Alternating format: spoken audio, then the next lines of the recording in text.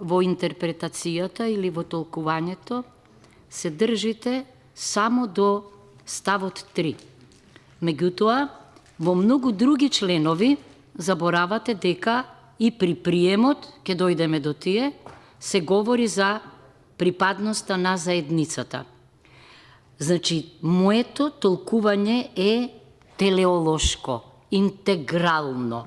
И јас тврдам дека припадноста на заедницата не е запишана во камен и дека луѓето некогаш, честопати, ако сакате, особено во нашиот амбиент, ја менуваат. Меѓутоа, не може за тоа да бидат санкционирани.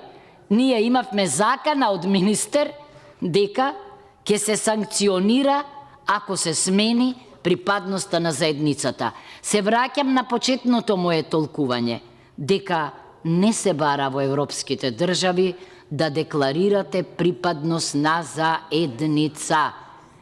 Овде во ова собрание имаше еден чуден феномен, каде се обвинуваше пратеничка дека се декларирала како влаинка, а била македонка, па не може да влезе во комитетот за односи меѓу заедници.